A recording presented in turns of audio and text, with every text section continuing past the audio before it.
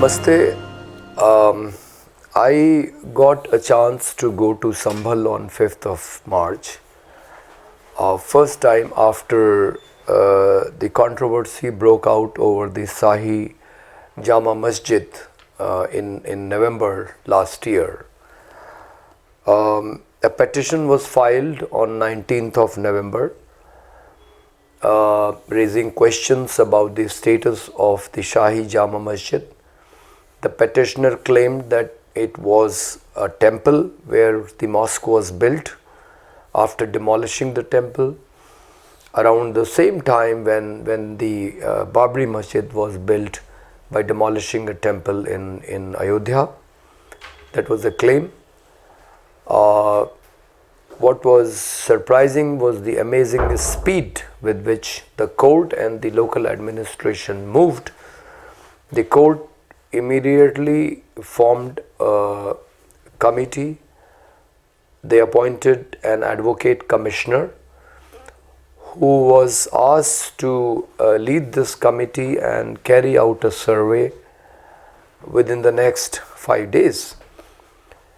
And they did not wait for another day. They went to the local administration.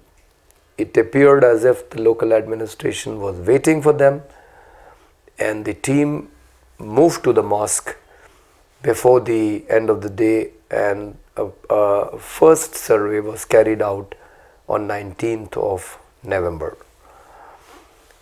It would be interesting to find if there is any precedent like this in the Indian legal history, where the petitioner goes to the court gives an order, and the order is implemented the same day.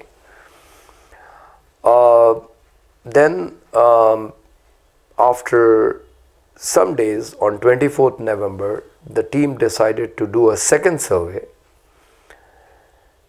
and they went there in the morning. The team entered the mosque with the local administration. The SDM Vandana Mishra insisted that the pond inside be emptied so that the depth could be measured. Her senior officials, the district magistrate and the superintendent of police, said that we can use bamboo to measure the depth of the tank, but she was not satisfied. She wanted the tank to be emptied, and when the water was released from this tank and the water came out of the mosque, there was an apprehension among the people that the administration was trying to get some excavation done, whereas there was no order for excavation in the court decision. But because of this apprehension, people started gathering and there was tension in the air, and when a large number of people gathered, then the police resorted to lathi charge to disperse the people. Now, after lathi charge, there was a commotion, and the police first used tear gas, and then they fired bullets on the people, and 5 people got killed, some on the spot and some after being taken to the hospital. 1 man died in the night. The people who died, their names are Naeem, Bilal, Ayan, Kaif and Roman. Roman's death was not acknowledged by the police, and therefore the post-mortem was not carried out. And some people also got injured. Among them were Alam, Wasim, Hassan and son of Wasiullah. Now, they are either in the hospital today or are in the jail without the police getting them the proper treatment. I went to meet the families of two of the deceased, 35 years Naeem and 19 years Ayan. Now both these youth worked, in small jobs, petty jobs. One of them worked as a waiter at a restaurant. The other used to make sweets and sell from a shop. And after they died, the police got their family members. In both cases, it were brothers.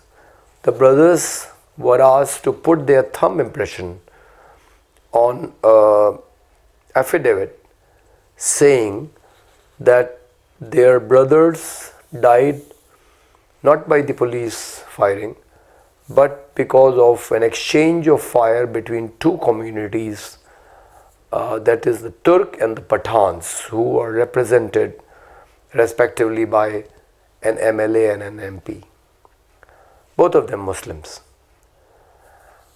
So essentially, the police has safeguarded itself against any action by getting these affidavits prepared beforehand, so that if any of the family goes to the court, the police can produce this document and pretend innocence.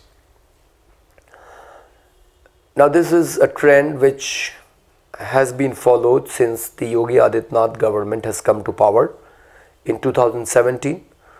In 2019, during the Anti-Citizenship Amendment Act and National Register of Citizens protests in many cities at the same time throughout the country, in UP, in police firing, 23 Muslim youth were killed.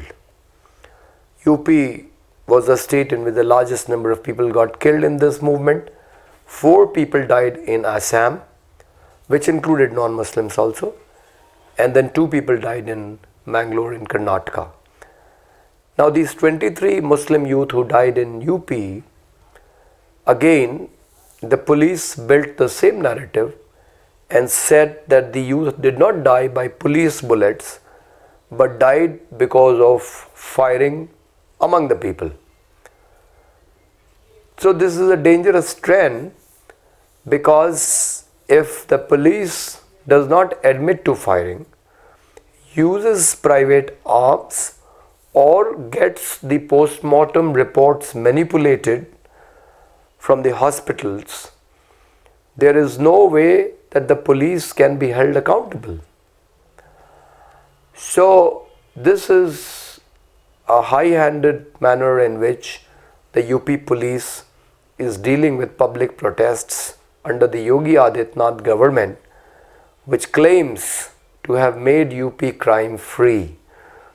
The question is, if UP is crime free, then how are, if we accept their version, how are people firing over each other in protests against the government or government's action or the laws made by the government? So, from the point of view of the human rights, this is very dangerous, and it requires a voice to be raised against, and we have to do everything to ensure that the police does not get away by doing illegal things and has the support of the government at the top level. Now there are from very reliable sources information that police is also being used as mercenary by criminal groups. For example, the killing of Atiq Ahmed in Allahabad. Apparently, 2 criminal gangs were interested in eliminating him, and they paid police to get him eliminated. Of course, it suited the government because he was a criminal and he was a mafia, and a Muslim. So it suited the government. But by and large, police has got a free hand. More than 200 youth have been killed in what are called the encounter deaths, which are actually false encounters. And the manner in which the bulldozers have been used, false cases have been registered, and people have been shot at or killed, by the police, by the administration.